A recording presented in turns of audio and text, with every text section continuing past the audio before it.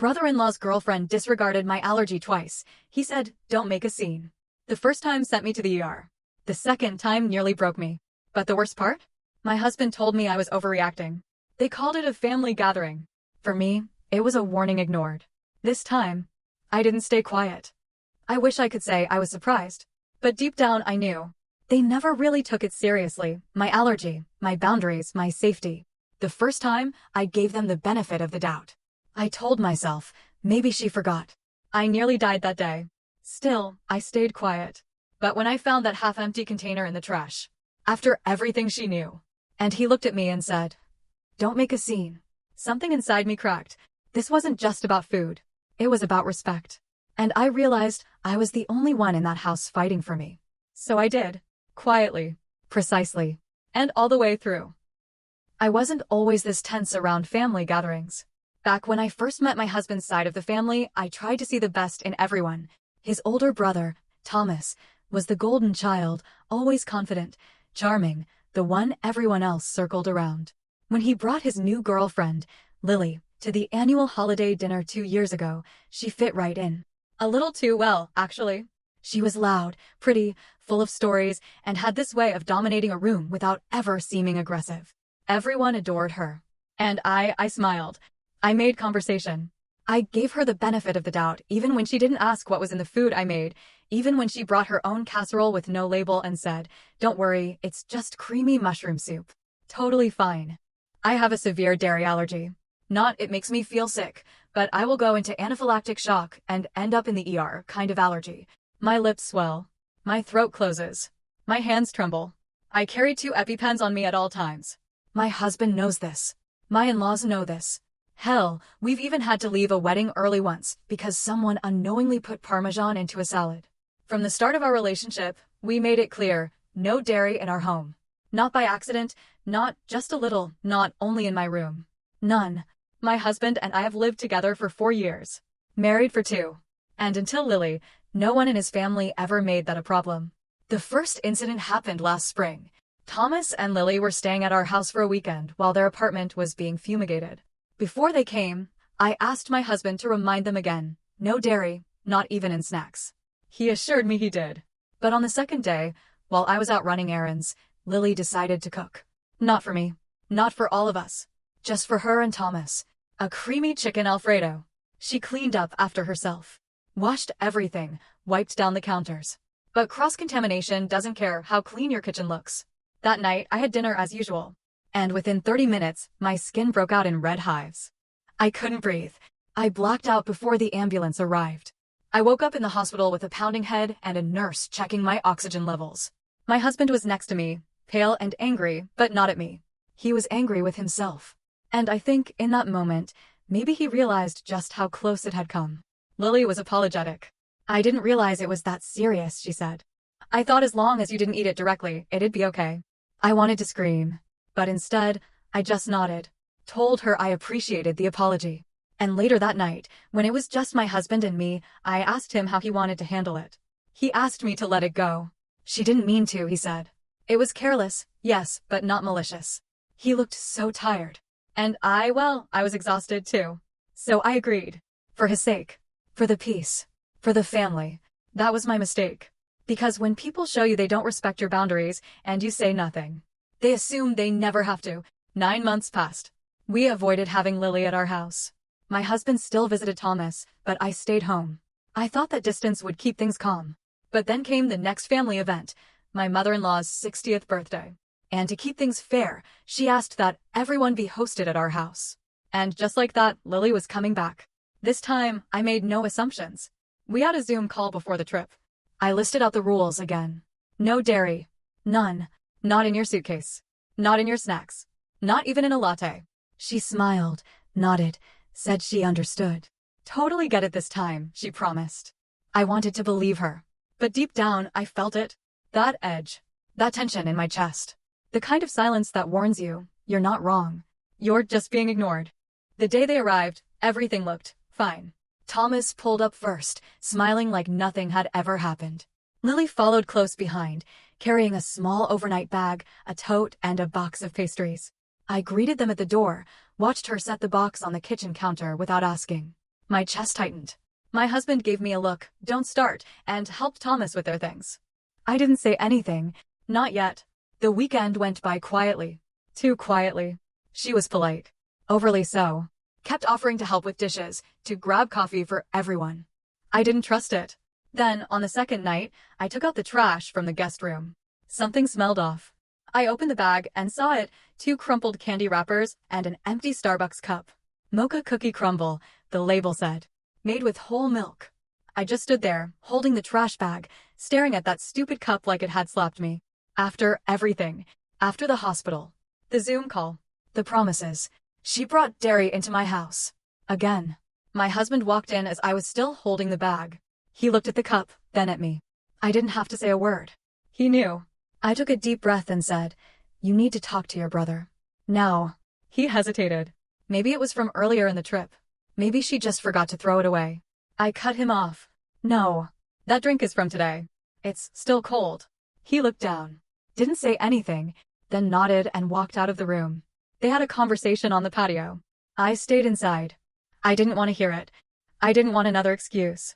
A few minutes later, Thomas came back in. Red-faced. Angry. He slammed the guest room door open and came out carrying the rest of her bags. She lied to me, he said. She said she didn't bring anything. I just checked her suitcase. She has a whole bag of chocolate bars. Milk chocolate. Lily stood at the bottom of the stairs, trying to explain. I didn't mean anything by it. It was just snacks. I didn't think you'd be going through my trash. Thomas didn't even look at her. He handed me the bag. Do what you want with it. She's done. We didn't speak the rest of the night. Lily packed her things and called an Uber. Thomas stayed. Silent. Embarrassed. The next morning, my husband apologized. But not for what you'd expect. "I'm sorry she put you through that again," he said. But then he added, "I just wish you hadn't found the cup. It ruined the weekend." I blinked. He wasn't angry that she'd risked my life. He was disappointed the lie got exposed. And suddenly, I realized something that hurt worse than any allergic reaction. He didn't want peace. He wanted silence. That night, I couldn't sleep. I kept going over it again and again in my head. The drink. The wrappers. The suitcase full of chocolate. She didn't forget. She knew. And worse, so did my husband. Maybe not the specifics. Maybe not that exact drink. But he knew she was careless. And he still let her in. The next morning, I found something I wasn't supposed to. Thomas had gone out for a walk, and my husband had left his phone charging in the kitchen. A text popped up. It was from Lily. "You're not seriously mad about the candy thing, right? I just wanted a treat. Your brother's wife is so intense, it's exhausting." I froze. Another message came in right after. "You don't have to tell her everything. She's just looking for a reason to make me the villain." She wasn't sorry. She was smug. She knew what she was doing. And she thought I was too passive to call it out. My hands were shaking when I read that. Not from anger. Not from fear. From the clarity that comes when you finally see a pattern for what it is. This wasn't about food. It was about control. She didn't bring dairy in because she forgot. She did it because she could. Because it was her way of pushing boundaries, testing limits, seeing how much I would tolerate to keep the peace. And my husband? He didn't want conflict. Even if it meant watching me get hurt. Again. I didn't tell him I saw the messages. Not yet. Instead, I saved the screenshots and sent them to myself. And then I sat down and made a plan.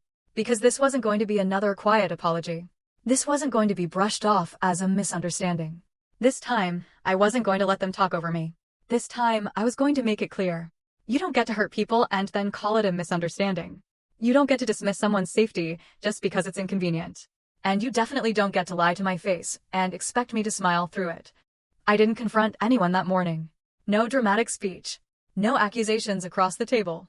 Just quiet. Controlled. Me in the background, watching everything. And that's when I realized something important. They expected me to blow up. They expected me to cry, scream, lose control. Because that's what makes it easier to discredit someone. She's emotional. She overreacted. It's not that serious. So I did the exact opposite. I spent the rest of the day preparing brunch. Smiling. Laughing when appropriate. Lily was gone, but the mood was tense. Thomas was quiet, clearly humiliated. My husband tried to act like nothing had happened. But I was already 3 steps ahead. That afternoon, I emailed my attorney. Yes, I have one. I've had one since the hospital incident, when I realized how dangerously vulnerable I really was. We'd never filed anything, but she helped me draft a household safety clause months ago just in case. I updated her on what happened. Sent her the screenshots. Asked her to review the document again. This time, I wanted it signed and notarized. I didn't want promises anymore. I wanted protection. By evening, I'd printed out copies of the safety agreement. Clear clauses. No dairy in the house. Visitors must comply. Violations mean immediate removal from the home, no discussion. And if my husband wasn't willing to sign? I'd already looked at short-term rentals in the area. That night, I set the papers on the kitchen counter before bed. Didn't say a word. He saw them in the morning. At first, he laughed. Is this for real? I said yes. He didn't laugh again. He read every line. Slowly, then looked at me with that same disappointed face he gave me at the hospital. You're really going to make this into a legal thing? I said nothing. He kept going. You'd kick me out of the house because of snacks?